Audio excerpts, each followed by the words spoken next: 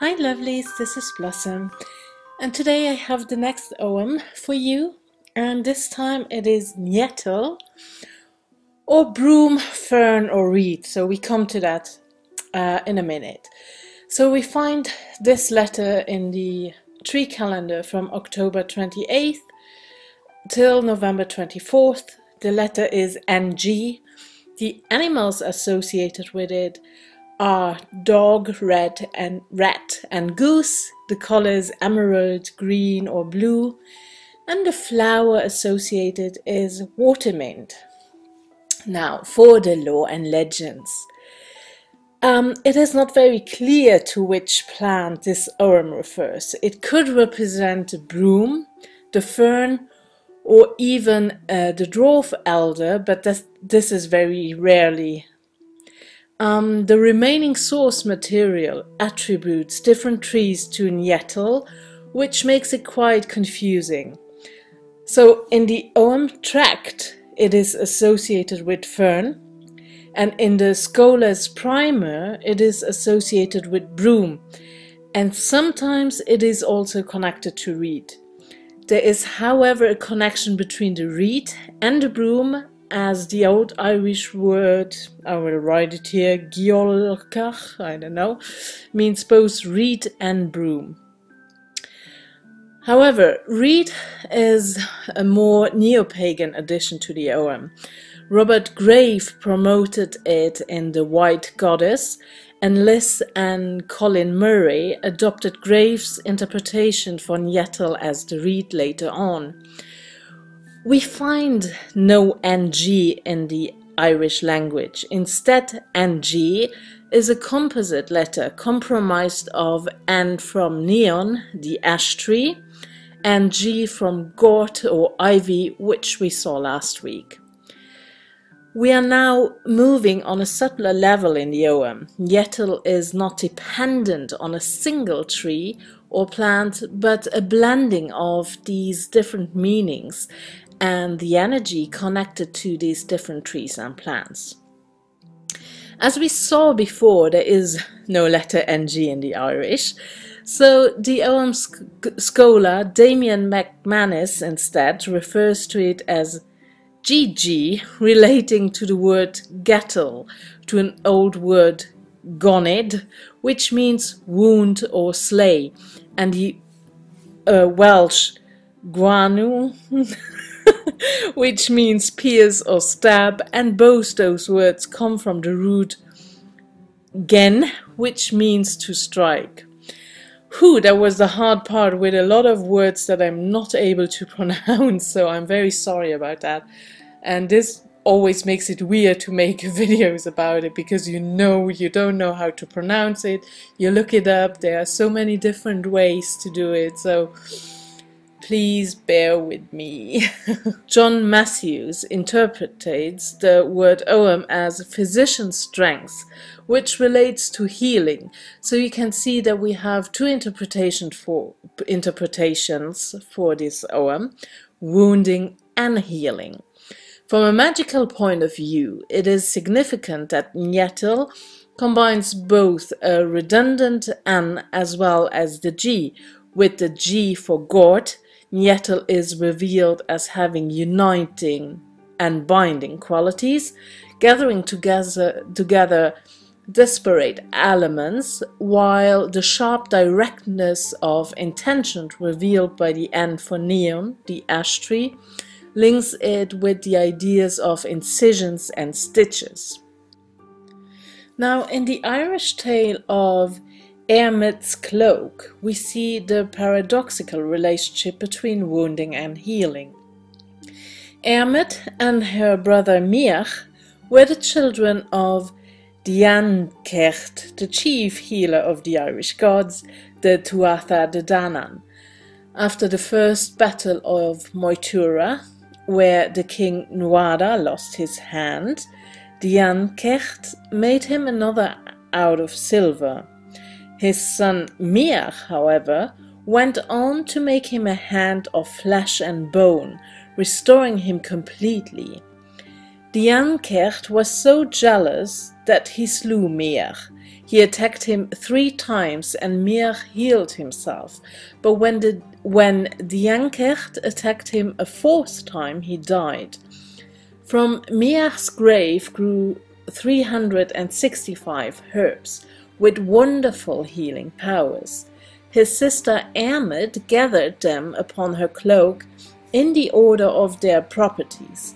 However, the jealous Diancecht scattered them to the 4 winds so that no human may know them all. It is said that Airmed decided to spend eternity searching for each of them and relearning their properties. So we see in this tale the connection of the physician's strength or healing and the slaying or wounding.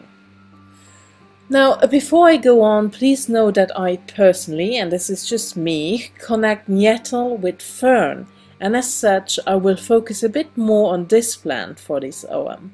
But of course I do encourage you to do your own research on the broom or even read and, you know, make your own connection.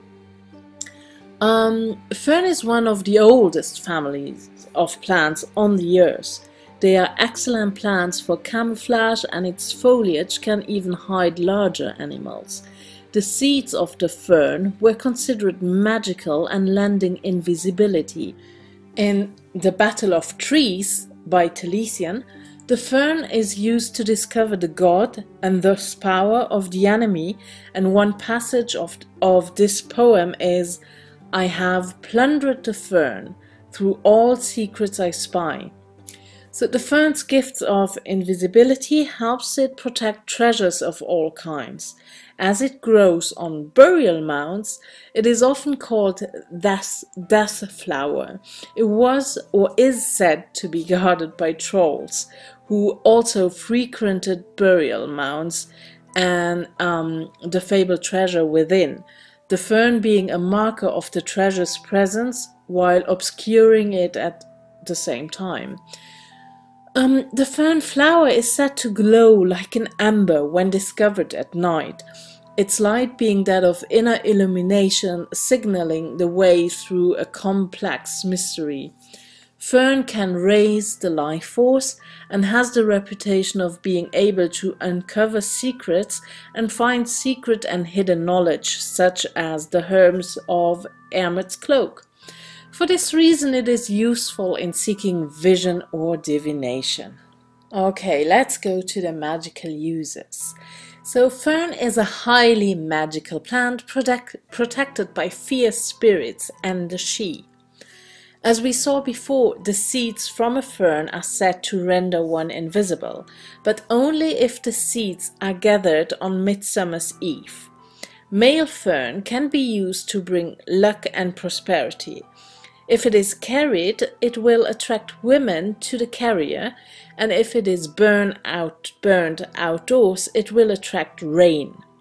If the fern is dried over a bale fire on the day of the summer solstice, it can then be used as a protective amulet. You can use fern to maintain invisibility and protection when you want to go unnoticed. You can make a vibrational essence at summer solstice, then it is the most powerful. Don't forget to leave an offering for the plant spirits. Scatter the drops of the vibrational essence around anything to remain hidden. But please know, this could make the object or area particularly attractive and visible to the fairies and other spirits.